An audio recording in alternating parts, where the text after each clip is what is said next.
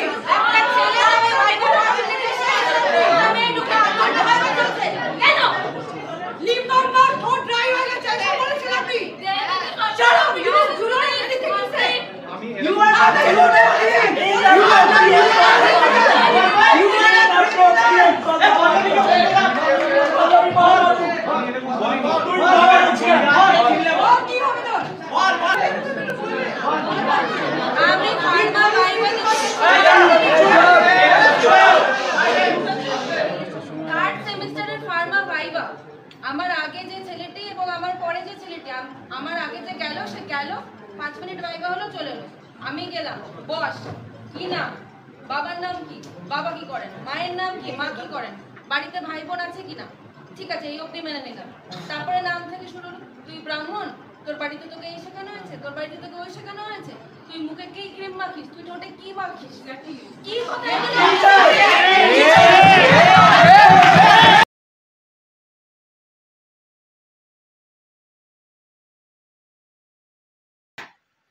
দেখুন বন্ধু, যত ঘাটছি অত মানে চারিদিক দিয়ে নোংরার পর নোংরা ভিডিও কিন্তু আমাদের চোখের সামনে উঠে আসছে।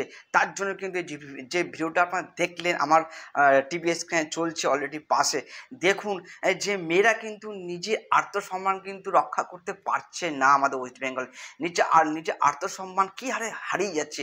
এরা শিক্ষিত সমাজের মেয়ে, এদেরকে নাকি ওই কলেজে যখন এক্সাম হয় তো তখন সেই মেয়েদের কী সমস্ত কোশ্চেন করা হচ্ছে আপনি নিজের কানে আপনারা শুনলেন। এবং আমিও একবার বলি যে মুখে কি মেখেছেছো এবং সে মেকআপ কি করেছো, ঠোঁটে কি মেখেছো।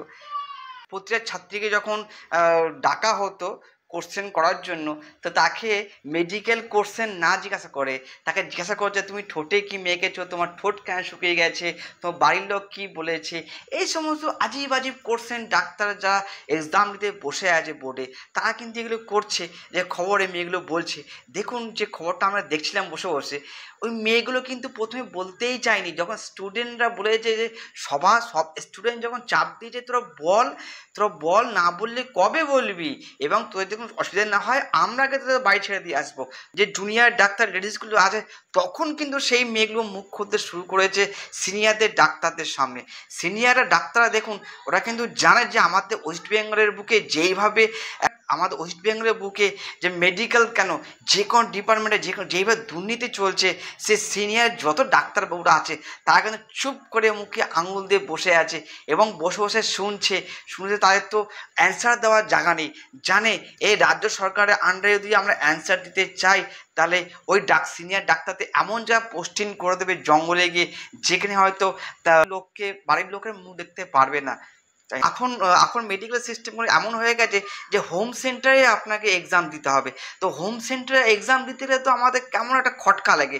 যে দেখুন, আপনি হোম সেন্টারে এক্সাম দেওয়া মানে হচ্ছে এটাই যে আপনাকে যে স্যার আপনার যে খাতা দেখছে আপনাকে চেনে এবং আপনার মুখ দিয়ে কিন্তু আপনার নাম্বারটা হবে। যদি আপনি বেশি বিরোধিতা করেন তাহলে কিন্তু আপনার নাম্বার দেওয়া হবে না, আপনি যতই ভালো অ্যান্সার দিন না কেন কোশ্চেনের। আর যে ভালো টিএমসি পা ছেড়ে চলবে, টিএমসি জুতো ছেড়ে চলবে, তাকে কিন্তু এই টিএমসি ছাত্র সংগঠন থেকে কিন্তু তাদেরকে বেশি নাম্বার দেওয়া হবে। সে সিস্টেম, ওর জন্য হোম এই পথটা একদমই ভালো লাগেনি যে মেডিকেল লাইনে যে হোমে সেই কলেজের ভিতরেই তারা গিয়ে এক্সাম দিচ্ছে, এটা কিন্তু সঠিক লাগে না। আমরা দেখেছি এইচএস মাধ্যমিক যখন দিয়েছি আমরা কিন্তু নিজের হোম স্কুলে দিইনি, কিন্তু আমরা দিয়েছি অনেক দূরে গিয়ে আমাদের এক্সাম দিতে হয়েছে, যেখানে হয়তো আমাদেরকে চেনেই না সেই সিস্টেমে দেখুন আমার দেওয়া বড়টা উচিত। এবং দেখুন আরও কিন্তু কিছু ভিডিও আমরা দেখেছি, ভিডিওগুলো এগুলোই যে যখন নিজে কলেজে এসে এক্সাম দিচ্ছে তখন কিন্তু মোবাইল দেখে বই দেখে তারা এক্সাম দিচ্ছে। ভাবুন, এইভাবে যদি মেডিকেল পাস করানো হয়, তাহলে যারা টুকলি করে ডাক্তার হয়েছেন বা যারা টাকা দিয়ে ডাক্তার হয়েছে তাদেরকে আমরা কি চিকিৎসা করাবো, তাই না? খুবই একটা চিকিৎসা সমাজটা কিন্তু আস্তে আস্তে ভেঙে পড়ছে। তাই বলছি বন্ধুরা, মেডিকেল লাইনটা কিন্তু আস্তে আস্তে সেই নেতাদের 2 নম্বরই কাজের মতন হয়ে গেছে।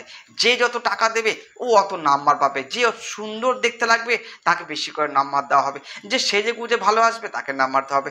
তাই তো এই ভিডিওর মাধ্যমে আমরা বুঝতে পারছি কি পড়ে আসবে না পড়ে স্যার তার নিজস্ব ব্যক্তিগত স্বাধীনতা। সেখানে দাঁড়িয়ে যে সিনিয়র ডাক্তার আছে তারা এইভাবে যদি তাদেরকে কোশ্চেন করে, তাহলে তো সেটা খুবই একটা ভয়ানক জিনিস, তাই না? মেডিকেল কলেজের মধ্যেই তার সেফটি নয়, এই মেয়েগুলো কথা শুনতে বয়ে আছে। তো এরকম নির্ভয়া কাণ্ডের মতো কত নির্ভয়া কাণ্ড কিন্তু তাহলে হতেই পারে। তাহলে যে ছাত্র সংগঠন যারা এই মেডিকেলের মধ্যে রয়েছেন তাদের কাছে কিন্তু তাদের থেকে কিন্তু অনেকটা দূরত্ব বজায় রেখে চলতে হবে, নয়তো কিন্তু আমাদের সমাজে আর কিন্তু রেয়াই নেই। মেডিকেল হোক, শিক্ষা হোক, স্বাস্থ্য হোক, বা আমাদের রেশন দুর্নীতি হোক না কেন, সব জায়গায় তো দুর্নীতি 100% ভরে যাচ্ছে। আমার তো এই সমস্ত যা মেয়েগুলো কিন্তু প্রথমে বলতেই চাইনি, তারা তো ভয় পাচ্ছে যে সবার সামনে বলবো হয়তো টিএমসি গুন্ডা বাহিনী তার বাড়িতে চলে যাবে, সবারই একটা ভয় আছে।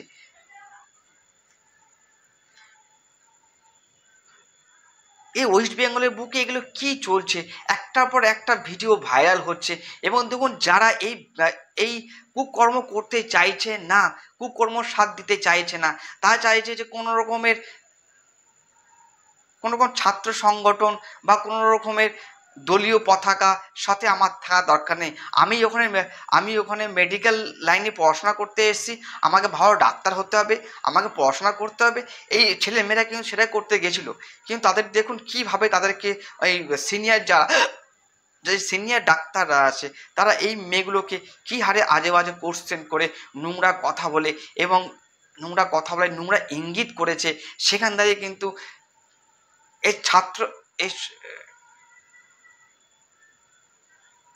এই সংগঠনটা কিন্তু পুরোটা পরিমাণে কিন্তু কালো ধোঁয়ায় ভরে গেছে। আমার মনে হয় এই স্বাস্থ্য ভবনটা কিন্তু অটোমেটিকলি পুরো নোংরায় পরিণত হয়ে গেছে। যেই স্বাস্থ্য ভবনের যে মাথায় আছে, যে মমতা ব্যানার্জি মাথায় বসে আছেন, আপনার কাছে কি কোনো নিউজ যায় না? আপনি কি দেখেন না যে কত অত্যাচার হচ্ছে?